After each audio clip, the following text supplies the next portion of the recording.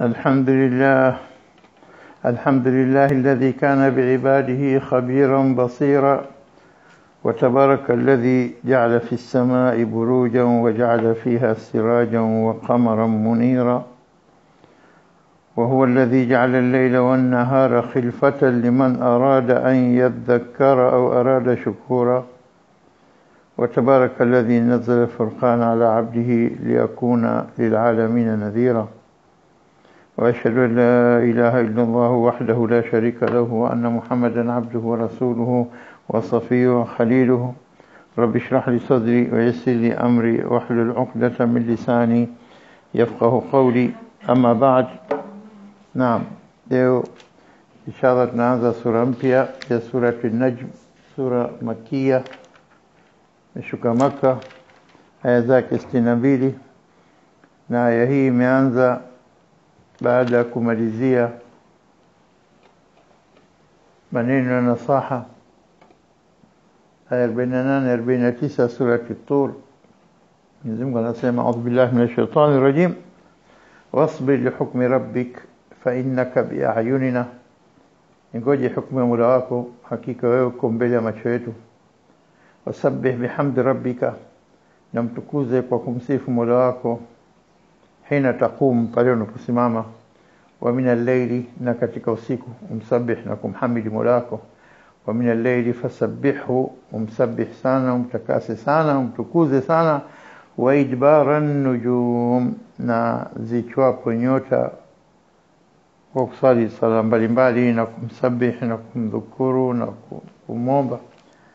Wa idbaran nujum ni maneno ya mwisho na malizikia surati Tur, ikianza surati Najm. Bismillahir Rahmanir Rahim, wan najmi idha hawa. Huku inamalizika wa idbaran nujum, halafu inaanza wan najmi idha hawa.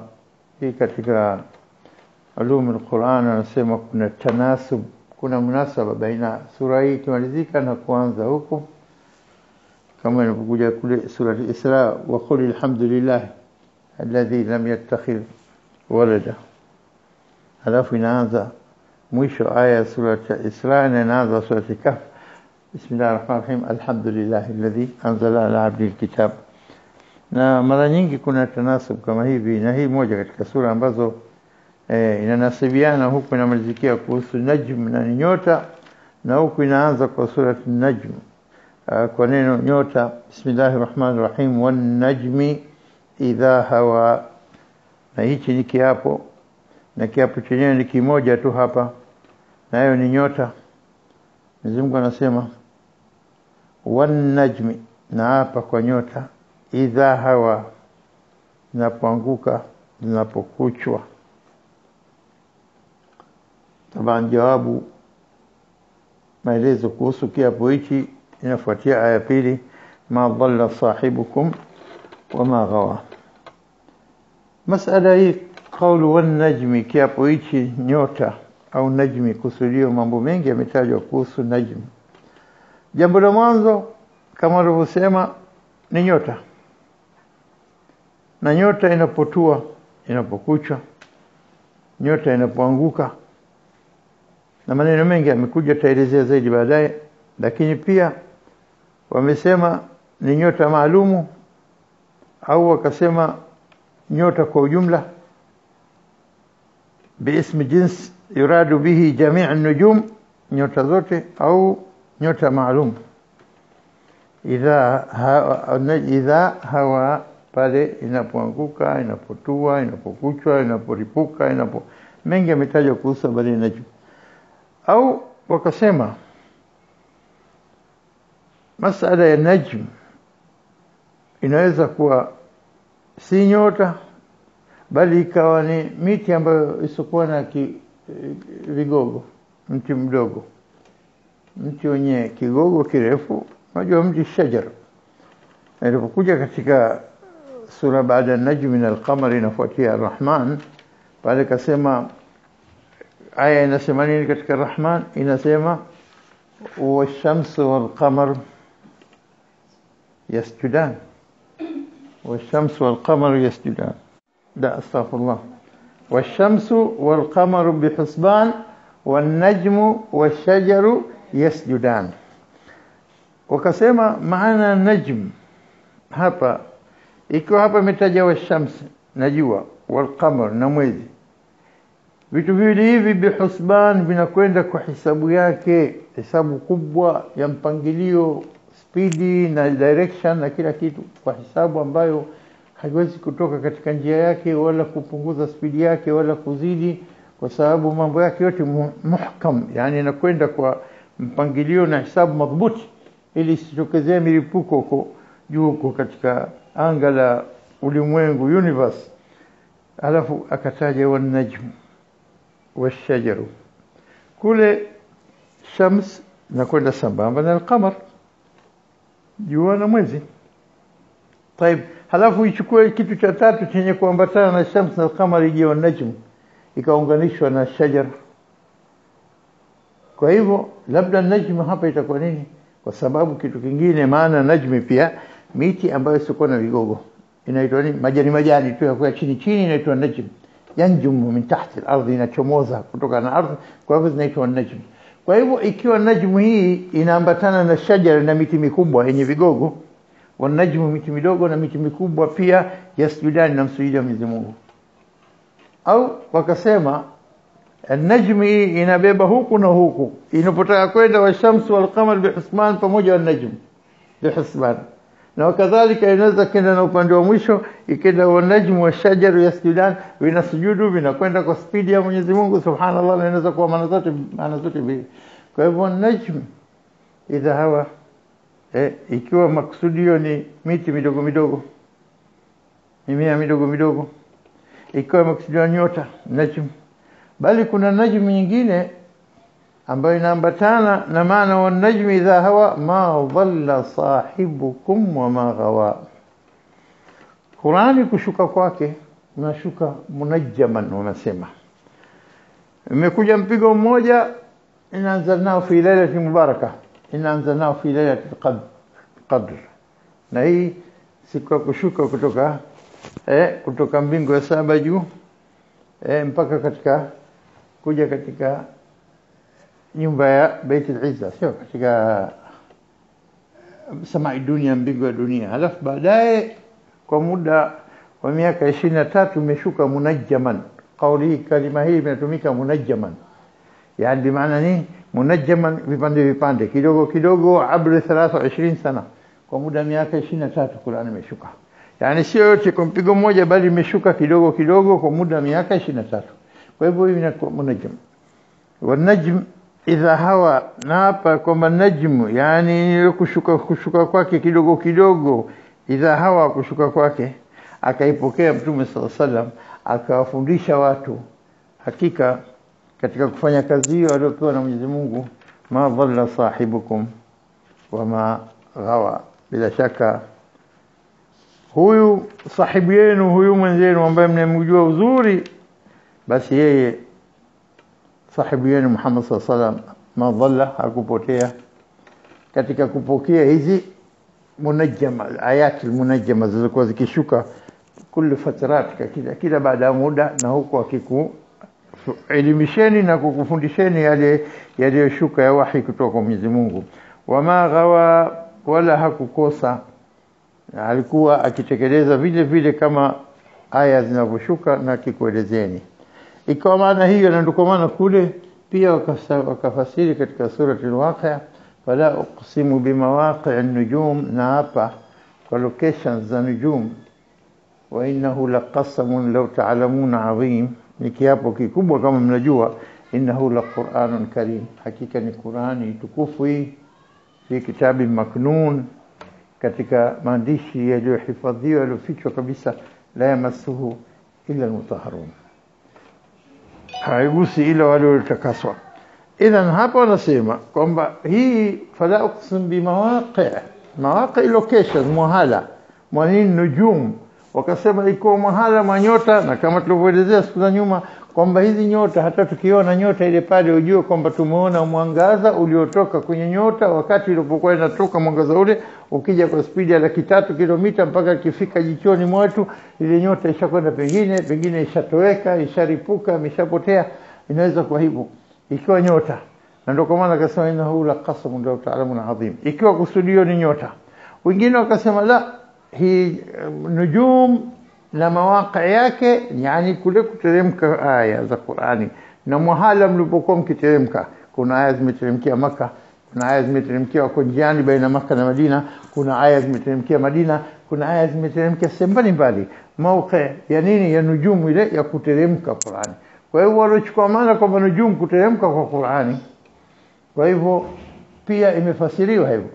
Tafasiri nyingi zimekuja katika maana hizi mbalimbali, kama ni mti, kama ni nyota, kama ni kushuka kwa Qur'ani kidogo kidogo kwa muda wa miaka 23. Kwa hivyo hapa ikiwa tafsiri kwamba Qur'ani na kushuka kwake, tumeona hapa maana 3 za najm. Na maana kama mshairi alivyosema, ametumia maana 2 ya najm. Abu Malik al-Hamawi huyu katika wakati al-asr wa Malik amesema, ura'i an-najma fi sayri ilaykum wa yar'ahu min al-bayda'i jawadi. Anasema ura'i an-najma fi sayri ilaykum, nachunguza na kutazama nyota katika kuja kwangu kwenu nyinyi wapenzi wangu. Yani natazama nyota kwa sababu nyota ndio njia ambazo walikuwa wakitumia zamani kwa kwenda njia zao, ndo GPS zao ni nyota zamani. Wa alamat wa bin najmi hum yahtadun, yani alamat na nyota ndio wanapata kuongoza. Anasema nini? Anasema ura'i an-najma fi sayri ilaykum, katika kwenda kwangu natazama nyota ili nijue njia kwenda. Wa yar'ahu min al-bayda'i jawadi, wa yar'ahu, mwanzo natazama nyota. Ya pili, jawadi, farasi wangu anakula, anachunguza majani na kula majani min al-bayda, katika jangwa hili tunakwenda, akiona majani anakula jawadi farasi. Yani katumia najmi moja majani na moja nyota. Kwa hivyo unahutumika katika maana ya katika lugha ya Kiarabu. Ikiwa wanajmi idha hawa, ikiwa Mwenyezi Mungu anaapa kwa nyota inapotua, na desturi nyota ikitua mtu anapotea na kwa njia hawezi kujua. Ikiwa alamatu bin najmi hum yahtadun, hidayah za watu katika kusafiri usiku ulikuwa kwa njia nyota zamani. Ikiwa nyota zimetua na kwa njia hawezi kuziona, inabidi tena ngoje mchana au ngoje siku ya pili ya kwenda. Ikiwa nyota zimetua, wa najmi dha hawa, na ikiwa Muhammad sallallahu alaihi wasallam ikiwa ndo anatafuta hizo nyota kwa ajili ya kutafuta njia, je, hata nyota zikitua, huyo sahibukum, sahibu yenu, ma dhalla, hajapotea.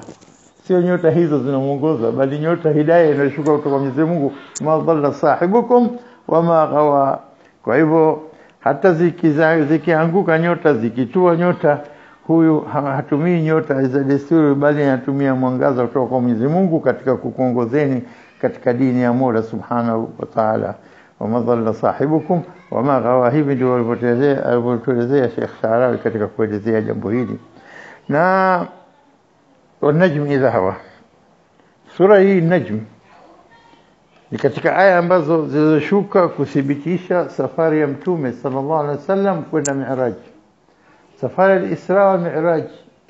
Ama al-Isra, aya mwanzo iliyokuja katika sura al-Isra, sura Bani Israil, kwa aya ya mwanzo kabisa, bismillahir rahmanir rahim, subhanalladhi asra bi'abdihi laylan min al-masjid al-harami ila al-masjid al-aqsa alladhi barakna haulahu linuriyahu min ayatina. Hii ni katika aya mwanzo ya dalili ya kuonesha Mwenyezi Mungu yeye ndiye aliyempeleka kumuonesha aya zetu, ishara zetu. Innahu was-sami'ul basir, mwenye kuona, mwenye kusikia na kuona yote Mwenyezi Mungu Subhanahu wa Ta'ala.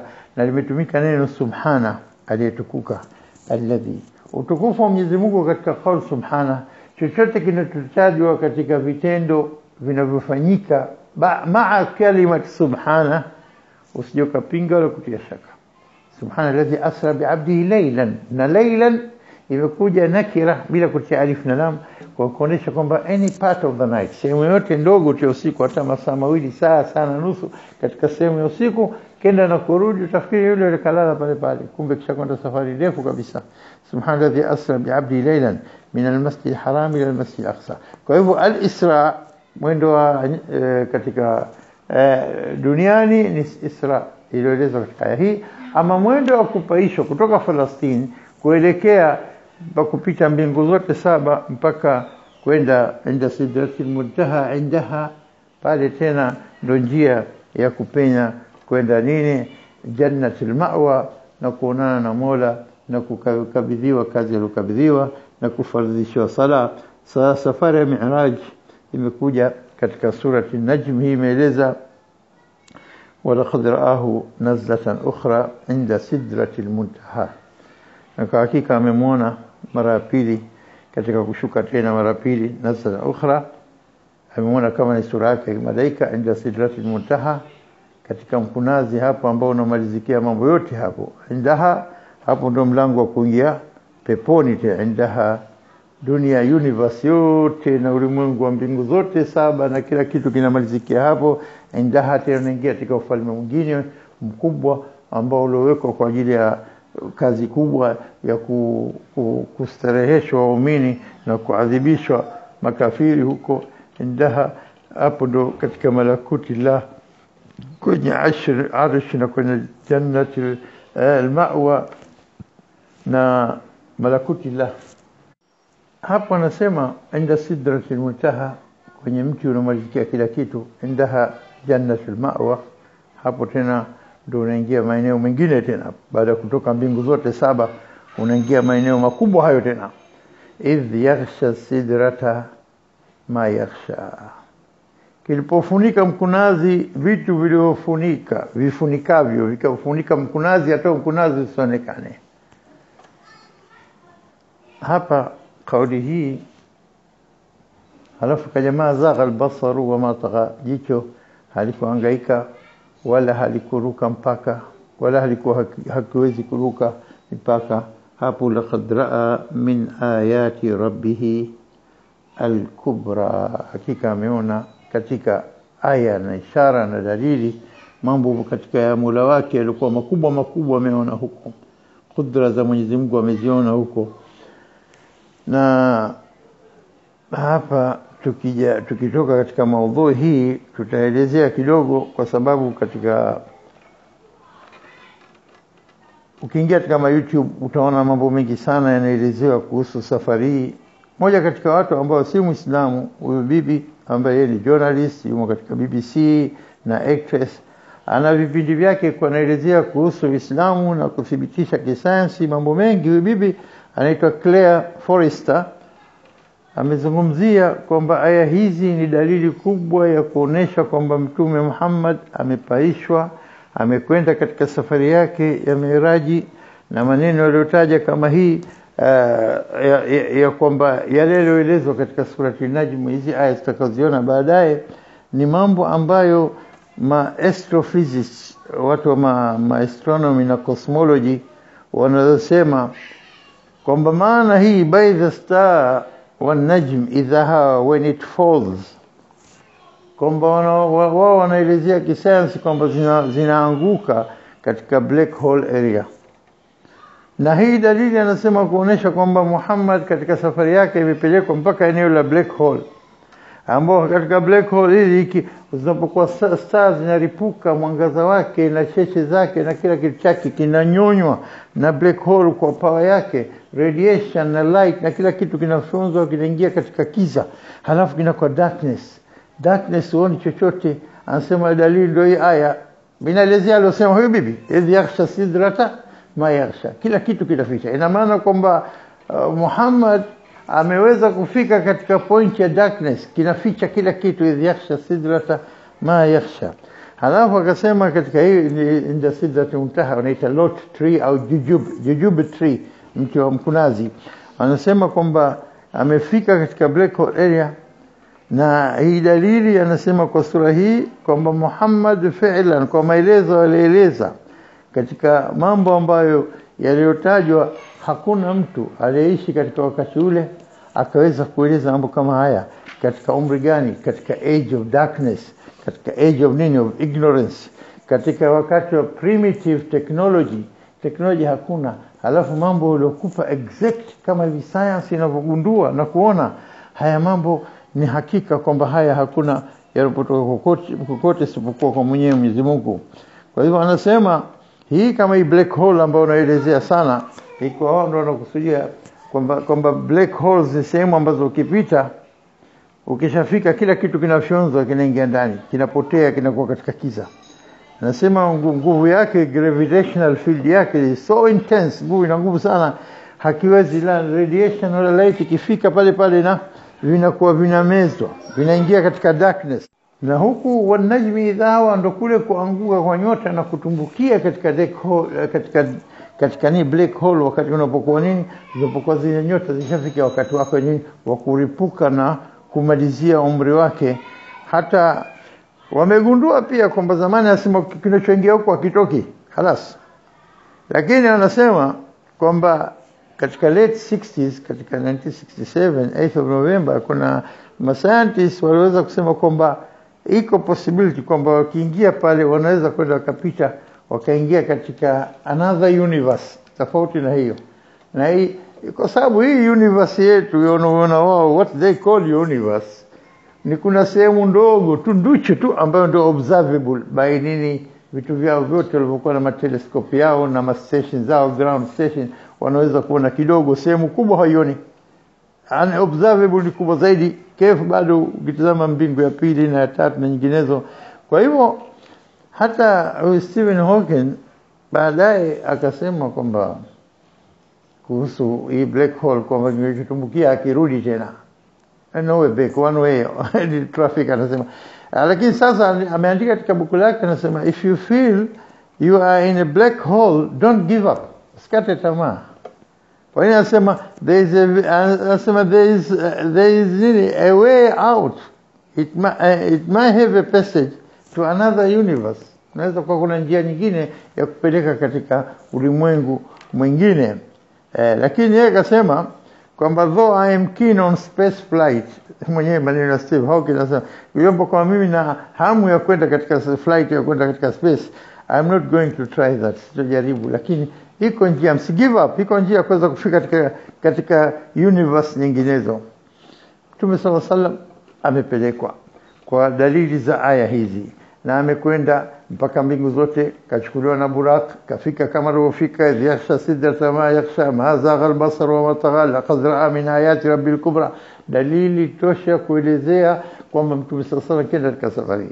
Iko wana sayansi wao wanajaribu kueleza, kutuonesha kwamba hata sayansi inakubali kwa yale yaliyoelezwa katika Qur'ani kuhusu hali ilivyo universe, na kwamba Mtume sallallahu alaihi wasallam na yale maneno yaliyotajwa katika Qur'ani yana support yaliyosema it's well and good, sisi tunakubali, ahlan wa sahlan. Wakisema kinyume hao tutasema hao maneno yao ya pumbavu, kwa sababu Mwenyezi Mungu hajamuita mtu akamwambia tazama ninavyoumba mbingu, njoo tazameni hata mwe na ujuzi. Lazima Mwenyezi Mungu katika maumbile yake yawe vitu vya kuumbwa vikubwa sana, hata binadamu ajione mdogo, si chochote, si lolote mbele ya viumbe alivyoviumba Mwenyezi Mungu. Ikiwa viduchu kwa uduchu kama microbes na germs na nini, ikiwa hivyo, au ikiwa vitu vikubwa kama the whole universe, ambayo sisi universe hatujui la mbingu ya mwanzo wala pili wala tatu. Ajabu ni kwamba watu wanaona ajabu wanapogundua kitu katika katika 20th century au late 19th century, wanagundua mambo halafu wanakuta aya imeelezea mambo kama hayo, wanastaajabu sana.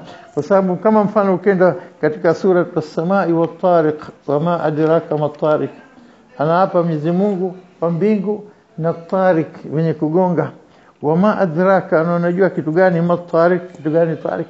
Yani kataja sama, akataja na tariq, halafu akasema tariq yenyewe nini, basi akakitaja kwa ni najm, nyota. Halafu akasema ni thaqib, piercing, inatoboa, inapita kwa mwangaza wake, inapenya. Halafu tariq bimaana yatruq, na tariq maana mtu kugonga, mfano kama mtu anakuja usiku anagonga mlango kwa nguvu tu. Wana sayansi katika late 60s wameona kwamba nini, wameona nyota fulani, group za nyota, wakaziita the knocking stars, halafu akaita jina pulsar, na asli ya pulsar pulsate, kugonga, yani kama nabadhat. Lakini kama Sheikh Dr. Albaz anasema nabadhat ni kama kupiga kwa moyo, ni spidi ndogo tu. La, hizi zinapiga kwa mfululizo, ina ugonga, ina knock. Tarq, maana tarq hasa sio nabadhat, kupiga kwa moyo spidi ndogo zaidi kuliko tarq. والنجم الثاقب hizo ndizo tariq. Wama adraka as-samai wat-tariq, mbingu na ambazo zinabeba nyota tariq, nyota hizo. Wama adraka mat-tariq, kitu gani unajua tariq? The knockers. Ndio hizo akasema nini? Hizo the knocking stars, an-najmu ath-thaqib. Wakasema kwamba hizi ambao wanazirekodi spidi kwa mlio wake kama mgongo mikubwa inavyogonga, akasema na hizi ni najmu thaqib. Kwa hivyo hii dalili, ukizama ulimwengu mkubwa sana na mambo haya makubwa, kama tunavyozungumza masala ya nyota zilipo spidi masafa yake makubwa, au hizo black holes zilipo, dhania black hole anasema si karibu ni almost 1000 light years, sio kilomita tu, light years, masafa na kwenda mwangaza kwa miaka mingapi? 1000 light years. Taban on the scale of the universe tofauti, sisi tunaona very very far, bali sana, light years. Lakini ukizungumzia comparatively to the scale of the universe, it's just right the next door to karibu na jirani, kwa sababu universe ukubwa wake subhanallah ni kitu kidogo. Basi hapo ndio unapoona adhamatullah, utukufu wa Mwenyezi Mungu. Naam. والنجم إذا هوى ما ضل صاحبكم وما غوى. Mwenyezi Mungu anasema kwamba huyu sahibi yenu, na tunaposema ikiwa ni sahib, huyu sahibi yenu mnamjua uzuri na mmeishi naye na mkamwita sadiq al-amin. Leo huyu mtu, Ibn Uthaymeen anaelezea katika Najm, akasema najmu ma hawa ma dhalla sahibukum, yani ma jahila. ما ضل صاحبكم يعني ما جهل، hajawa jahil akawa hajui kitu. Wama ghawa anasema kama unavyosema la ikra fi din qad tabayyana ar-rushd min al-ghay. Mwenyezi Mungu ameshabainisha rushd, hidayah, njia uongofu, na al-ghay, njia upotofu. Kwa hivyo ghawa kupotea, bimaana al-ghay aksi rushd ni al-ghay. Akasema ma sahibukum, ikiwa Mwenyezi Mungu ametaja kwamba huyu ni sahibukum, limadha, kwa nini imetumika sahibukum, mwenzenu, sahibienu?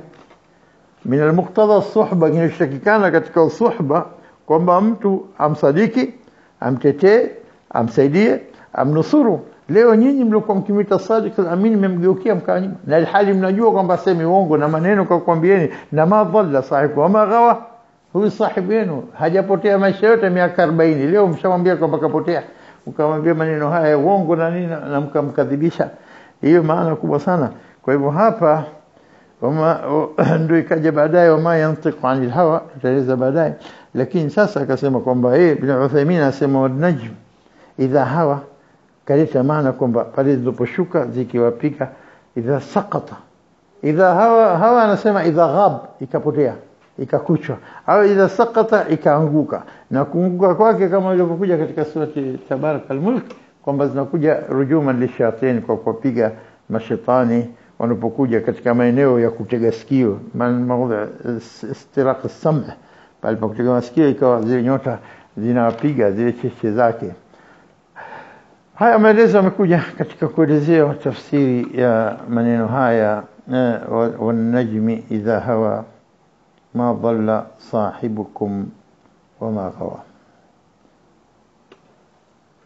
Halafu aya 3 inasema nini? Wama yantiqu anil hawa, wala huyu sahibu yenu ma yantiq, hasemi maneno anil hawa, kwa matamanio yake tu ya nafsi yake.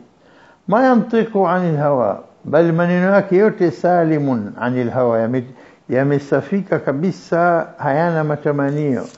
La haelemei kwa kumpendelea mtu sahibu yake au mtu wa karibu yake au tajiri au maskini. Yale yanayosema yote ni yale yaliyoamrishwa na Mwenyezi Mungu. Sisi sote sisi, hakuna mtu mmoja asiyesema maneno kwa kupendelea upande, kwa sababu kadha. Inaweza kuwa kapendelea kwa sababu ndugu yake, kwa sababu mzee wake, kwa sababu jirani yake, kwa sababu ndio anayemkirimu, kwa sababu akawa wakati mwingine anatoka katika haki na akasema kwa matamanio yake, lazima hiyo. Lakini Mtume sallallahu alaihi wasallam hakubali kusema illa ma yantiqu wa ma yantiqu anil hawa, kwa matamanio yake. In huwa illa wahyun yuha, kwa kuwa haya si chochote isipokuwa wahi ambao ulioteremshiwa. Kwa hivyo Mtume sallallahu alaihi wasallam anasema kwa yale anayoamrishwa na Mola wake. Kwa hivyo maneno yake yote yaliokuja kutoka Qur'ani, maneno yake yaliofunguliwa na Mwenyezi Mungu kwa njia anaona kwamba hii aseme hivi, kwa maana Mwenyezi Mungu anapomwelekeza kila anachokisema Mwenyezi Mungu anamfunulia wahi na kumfahamisha nini aseme. Kwa hivyo halafu tazama kauli hapa, wa man najmi idha hawa wa ma yantiqu anil hawa. Hawani hizi ni mbili, hawa moja ya mwanzo tofauti, kutua na kukuchwa na kupotea na kuripuka, na ya pili hawa matamanio ya nafsi, wa ma yantiqu anil hawa, na hali neno ni hilo hilo, lakini ukitazama kila moja inaleta maana yake. Wama yantiqu anil hawa in huwa illa wahyun yuha, ni wahi ambayo aliteremshiwa yeye Muhammad sallallahu alaihi wasallam, wahi aliofunuliwa na kufunuliwa kwake ili atekeleze kwa mujibu wa wahi unavyosema. Ikiwa tumetoka katika sura At-Tur, tunasimama hapa inshallah katika aya 4. Ikiwa tumetoka katika sura At-Tur, imemalizikia Najm, na hapa imeanza sura An-Najm. Tur ilikuwa inazungumza mu'taqadat za makafiri, akida yao, na hapa pia inazungumza mambo hayo. Ikiwa sura Tur imeelezea kuhusu baadhi ya Qur'ani, katika sura hii pia kuna famin hadha alhadithi ila akhiri, inaelezea habari ya Qur'ani pia. Kwa hivyo kuna relation baina sura mbili hizi, tutaona kila tukiendelea huko mbele, lakini inshallah tunaendelea kwanza miujiza ya Mtume sallallahu alaihi wasallam na safari yake ya Miraji na yale yaliyotajwa katika aya zifuatazo. Wa bihadha naktafi, wallahu a'lam. Subhanakallahumma bihamdika, ashhadu an la ilaha illa anta, astaghfiruka wa atubu ilayk. Alhamdulillah.